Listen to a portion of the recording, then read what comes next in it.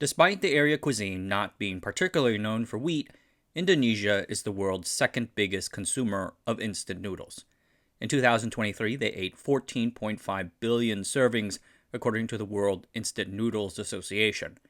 99% of its 285 million people have eaten it at one time or the other. There is another name on this list that kind of sticks out: Nigeria. What? Turns out, and this came as a surprise to me too, but the Indonesian noodle brand Indomie is super popular there, and is likely the single most popular packaged food in all of Africa. So popular, it occasionally shows up in rap lyrics. How did this happen? In this video, we look at how a noodle brand from Indonesia became a sensation in Nigeria and the rest of Africa. I briefly touched upon Indomie's origins in an earlier video on Indonesia's Salam Group. And I must admit something, when I made that video, I had never eaten or even heard of Indomie. It was just a vaguely familiar Indonesian noodle I might have seen somewhere. Turns out, it's quite popular.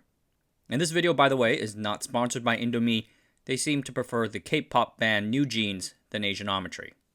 Anyway, as mentioned on that video, Indomie's dominant position today dates to Indonesia's authoritarian second president, Suharto. Suharto frequently partnered with Chinese entrepreneurs to industrialize his economy and finance his activities. These entrepreneurs often themselves became quite wealthy. The most famous of them was Liam So-leong, or Sudono Salam, and his Salam Group business group. At its peak, the group was an Indonesian chaebol with assets worth over $20 billion. But that is a different story. Back to noodles. In 1967, Suharto asked the U.S. government to provide some food aid in the form of rice. The U.S. and Australia did not have much rice at the time, so they sent wheat instead. Raw wheat had to be milled before it could be used, but Indonesia did not have any milling facilities, so the wheat had to be milled in Singapore. This was not ideal. Salam, knowing nothing about wheat, went to the legendary Malaysian Chinese tycoon Robert Kwok for advice sometime in late 1969. Kwok, whose own business empire included flour mills in Malaysia, told Salam that they should just build the mills right in Indonesia. Salam already owned a piece of swampy land along Jakarta Bay for this, and the two partnered in 1969 to found Bogasari Flour Mills. Bogasari quickly became the dominant flour miller in Indonesia, having received a concession to provide flour to the Java and Sumatra regions. And for his part, Suharto, in a 1995 interview, claimed that it was he who told Salam to build the flour mills. According to him, Salam was nothing more than the guy who carried out the order. Robert Kwok received a 25% share in Bogasari, but lost that a few years later when Sudono Salim merged the Bogasari entity into his Indo Cement company. Kwok was not happy about that, and he thought he got flushed out. Instant noodles were first popularized by the Taiwanese-Japanese entrepreneur Momofuku Ando. In the wake of World War II, Ando pioneered the flash frying method for pre-cooking instant noodles. He started selling chicken-flavor instant noodle packs and founded a company called Nissin, and today Nissin is the second largest noodle giant by revenue. In 1972, an Indonesian entrepreneur from North Sumatra named Jajadi Jaja founded a company called Indomie. The name was in the same style as like the aforementioned Indo Cement Company. Mi means noodles, so Indomie just means Indonesian noodles. Indomie was not Indonesia's first instant noodle brand. The Super Mi brand launched 2 years earlier with technical help from the Japanese. But Super Mi used imported flour to make their noodles. Indomie, on the other hand, bought their flour at cheaper prices locally from Bogasari. For a while after building this massive flour milling business, Salam did not do much with it. Salam Group simply sold the flour to noodle and bread makers. And that was fine because the Indonesians were not particularly partial to wheat. They liked rice, which is fair, because rice is awesome. But during a rice shortage in the late 1970s, the Indonesian government asked Bogasari to provide and promote an alternative food for its military and civil officials such that rice can be spared for the public. So Bogasari bought a lot of expensive instant noodle machinery to supply the government and ran marketing campaigns extolling the virtues of flour-based products like bread and noodles. Rice sucked, eat bread. But the rice shortage situation reversed in the 1980s thanks to new strains, good weather and fertilizers, green revolution and all that. Indonesia's rice self-sufficiency was an incredible economic achievement, but a business problem for Bogasari flour. Bogasari bought capacity for 2 billion packs of instant noodles each year with the intention of selling it to the government. But now the government did not want to buy, and Bogasari had to do something about this excess capacity. So they started an instant noodle brand called Sarami, directly competing with their customer Indomie. Salam's son, Anthony, later claimed that they first asked Jajadi if he wanted to buy those lines, but were refused since the lines were so different. Whatever the situation, Sarami noodles quickly won 40% of the market thanks to low production costs from an integrated milling business as well as a $10 million marketing campaign. Salam went to Jajadi once more, and Jajadi realized the situation and in 1984 merged Sarami and Indomie together to create a JV called Indo Food. A few years later, Indo Food bought Superme too, quickly consolidating the Indonesian instant noodle market. Initially, Salam owned just 42.5% of the JV. A few years later, they bought the rest of the shares from Jajadi. How? Anthony simply said that a few things happened on the other side and they quote-unquote picked up the pieces. Jajadi believed differently, feeling that he had been forced to sell after going into debt. After Suharto's fall, Jajadi sued Indofood for compensation, and after a 7-year saga, the Indonesian Supreme Court eventually decided against him. For years after its launch in the early 1970s, Indomie mostly sold in a soup format, kind of like Japanese ramen. Then in 1982, Indomie launched a soupless dry version called mie goreng, which simply means fried noodles. This dry version was an instant hit, apparently because it was easier to prepare than the soup version. By 1994, Indofood controlled about 80% of the Indonesian instant noodles market through its 3 brands, Indomie leading with 60% share, and then Superme and Sarami. Instant noodles are very cheap, easy to cook, and taste great thanks to MSG. How healthy they are remains somewhat up for debate. Okay, maybe not really, but these are the things we cannot deny. The cheap price is pretty important. Urban dwellers frequently eat Indomie sayur, meaning Indomie with a tiny bit of green vegetables, as a complete meal. To accommodate the country's staggering diversity, Indofood sells over 110 flavors, though mie goreng remains the most popular by far.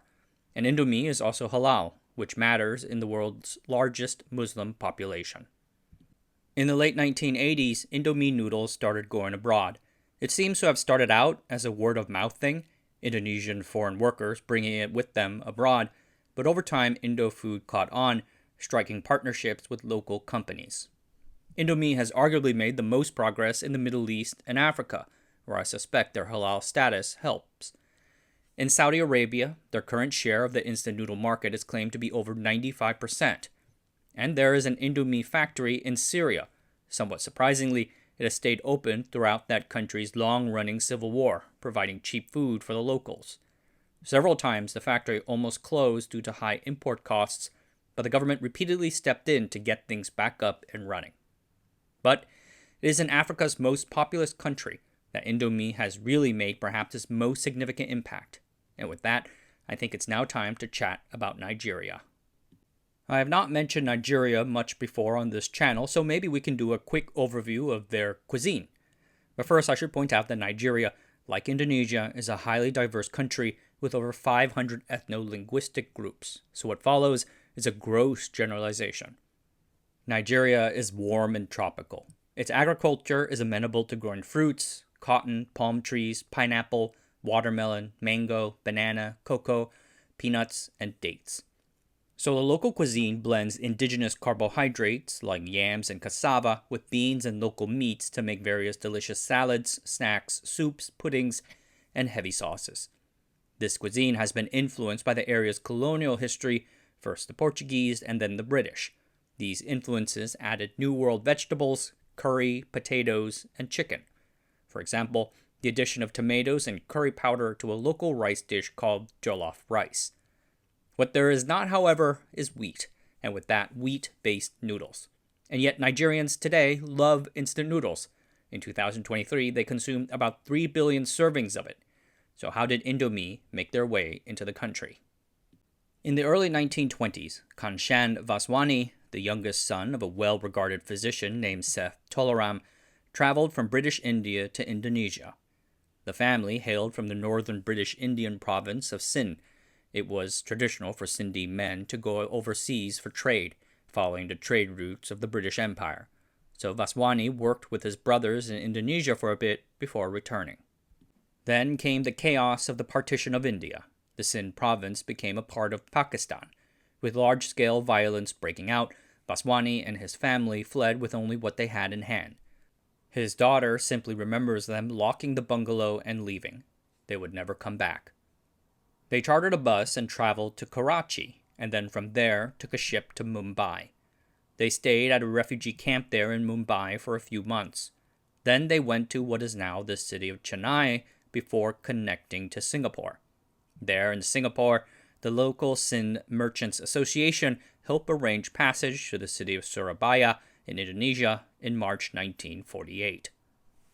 In the nearby city of Malang, Vaswani founded a textile shop called Toko Vaswani, selling and trading fabrics.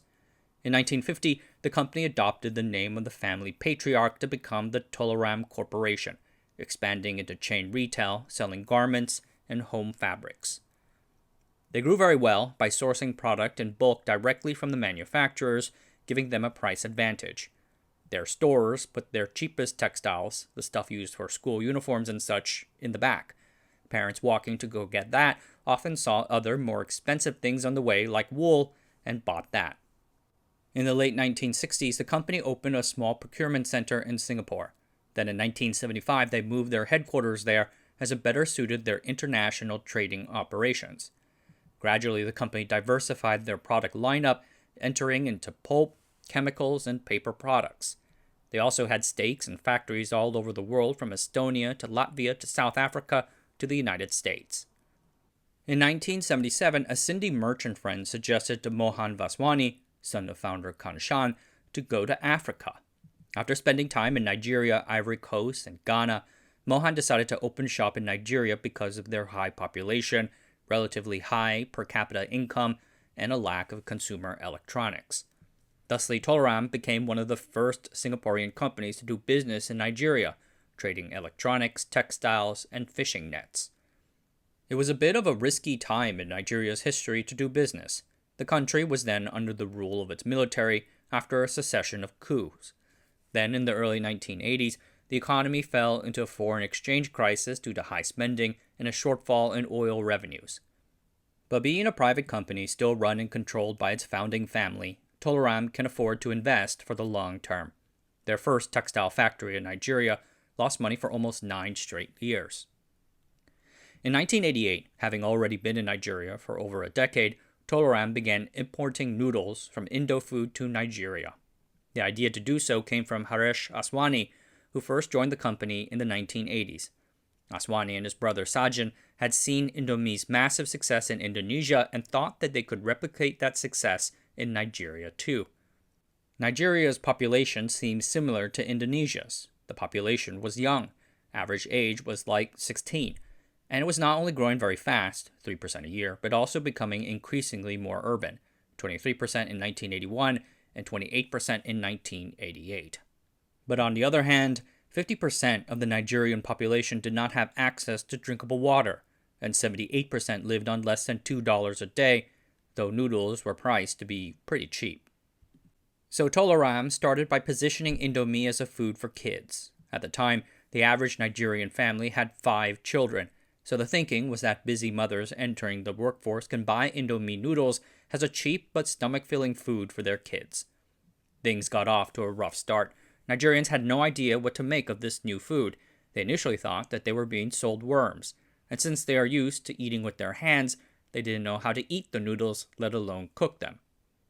An advertising agency finally told them that they had to first educate people on the basics.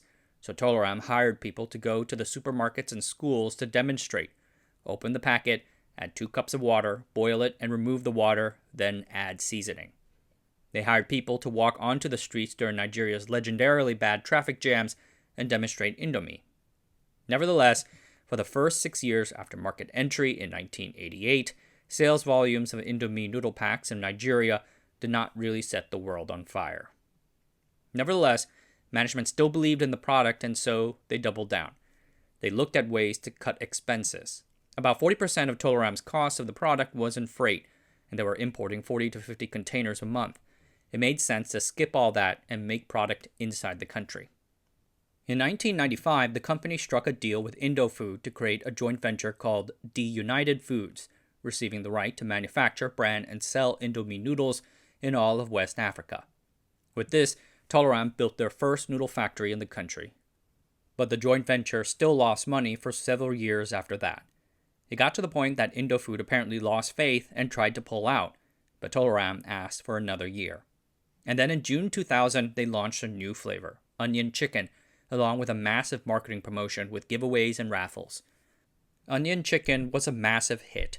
Them and other flavors like pepper chicken and jollof catapulted Indomie to the most popular noodle brand in Nigeria, ahead of competitors like Chiki or Noodles. It took 10 years for Indomie noodles to become profitable and 12 years to make more than $10 million in revenue. After that, though, sales started doubling each year.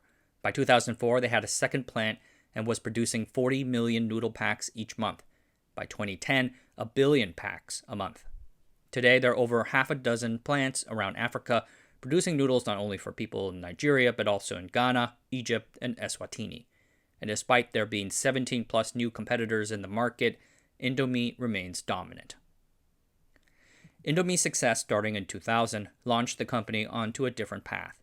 The Asian financial crisis of 1997 and the rise of China convinced Tolaram that selling B2B commodity products had no future. They decided to scale down almost all their other existing businesses like electronics assembly and textiles so they can grow their consumer brands. This required a great deal of investment. In the late 2000s, suppliers started to fall short in delivering noodle raw ingredients, so Tolaram started vertically integrating, opening up their own packaging plant, seasoning plant, flour mills, and oil mills. And it goes deeper than that. Nigeria's infrastructure was then very poor. Just 18% of the roads were paved then, and 75% of their trains did not work. So Tolaram had to, quote-unquote, pull in basic things other companies take for granted, like electricity, water, and waste processing. Tolaram's long-term commitment to and experience operating in Nigeria, particularly their formidable distribution company Multipro, makes them an ideal platform for other consumer brands. In 2015, they struck a joint venture agreement with Kellogg to bring Kellogg breakfast cereals and snacks to West Africa, as well as another joint venture agreement with Arla, a Danish-Swedish dairy cooperative, to bring dairy products to Nigeria. Milk and cereal. I can taste the synergies. In 2019, they partnered with Colgate-Palmolive on a joint venture to bring dental health products to the Nigerian market, and in June 2024, they acquired a majority stake in the Guinness Nigeria brewery from its former owner Diageo. Guinness has been having hard times there since Saab Miller entered the Nigerian market and started competing heavily with them. Before we conclude, I want to thank viewer of the channel Michael O in Nigeria for recommending this topic. Never knew that I had any kind of viewership in Africa, and it always tickles me to hear from people of countries so far away. In addition to its consumer business, the Tolaram Group has been building one of West Africa's biggest infrastructure and real estate projects. In 2019, they raised about $1 billion from China Development Bank and China Harbor Engineering to build the Lekki deep-sea port on the outskirts of Lagos. The port can handle some of the largest container ships in the world, with TEUs of up to 18,000. The Tolaram company received a 45-year concession from the Nigerian government and hopes to make the port as significant as the ones in Singapore or Dubai. Tolaram's intention is to make the port the core of a larger industrial ecosystem called the Lagos Free Zone. The Free Zone is a privately owned free trade zone where foreign companies can bring their imported goods to sell to the rest of Nigeria. A fascinating business trajectory and a story that has taken us from Indonesia to India to Indonesia and then to Nigeria. And at the heart of it all, some 20-cent per pack instant noodles. Alright everyone, that's it for tonight. Thanks for watching. Subscribe to the channel, sign up for the Patreon, and I'll see you guys next time.